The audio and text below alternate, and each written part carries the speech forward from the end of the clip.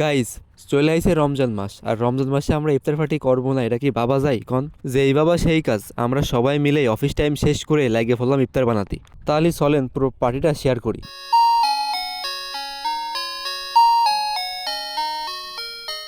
Hello guys, আসসালামু আলাইকুম। সবাই কেমন আছেন? আশা করি আপনারা সবাই অনেক বেশি ভালো আছেন। আমি অনেক বেশি ভালো আছি। আমি মিরাজ আলী হালদার। আজ আপনাকে শেয়ার করব আমাদের ইফতার পার্টির সমস্ত কিছু। তো প্রথমে আমি চলে আসি বাজারে, কারণ আমাদের অনেক কিছু কেনাকাটা ছিল। বাজার থেকে ইফতারের সবকিছু কিনে আমি চলে আসলাম অফিসে। হাতে টাইম খুবই কম ছিল, কারণ ইফতারের টাইম হয়ে যাচ্ছিল, তাই আমি আসা মাত্রই শুরু করে দেয় ইফতারের প্রসেসিং। তো ফার্স্টেই দেখলাম একটা গাবলার ভিতর বেসন দিয়ে এবং বেসনের ভিতরে আরো অনেক কিছু অ্যাড করে একটা পেস্ট তৈরি করতেছে। তারপর দেখলাম ডিম সিদ্ধ করলো, এখানে পেঁয়াজ ঝাল ভাজতেছে, আলু সিদ্ধ করা হয়েছিল, আর এখানে যে পেঁয়াজ আর ঝাল ভাজতেছিল এইগুলো সবকিছু মিক্স করে দেখতেছিলাম এখানে আলু ভর্তা বানাচ্ছিল। আগে থেকে বেসন গুলাই যে পেস্ট করে রাখা হয়েছিল তার ভিতর পাতলা করে বেগুন কেটে সেই বেগুনগুলো ভিজায়ে এখানে তেলে ভাজা হচ্ছিল। তো এইদিকে আমাদের বেগুনি অলরেডি রেডি হয়ে গেছে। তারপর ওই যে আলু ভর্তা করতেছিল না, সেই আলু খুব পাতলা করে রেখে তার ভিতর ডিম দিয়ে সেই ডিমটাকে পুরো আলুতে ঢেকে রাখা হচ্ছিল। তো এটা হচ্ছে ডিমের চপ, সেটা রেডি করতেছিল। তারপর দেখতেছিলাম আলুর চপের জন্য এখানে আলুটা খুব সুন্দর পাতলা করে গোল গোল করে রাখতেছিল।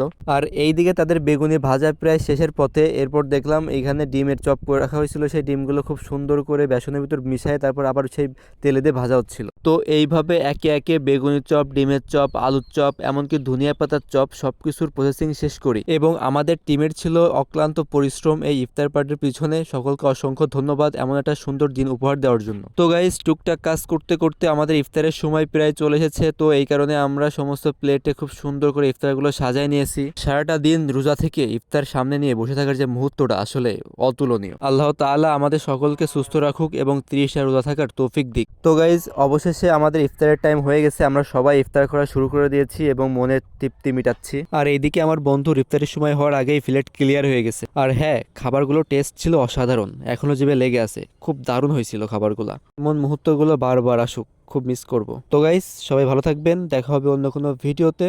আল্লাহ হাফেজ। আপনারা সবাই ভালো থাকবেন, সুস্থ থাকবেন, ভালো থাকবেন। টাটা।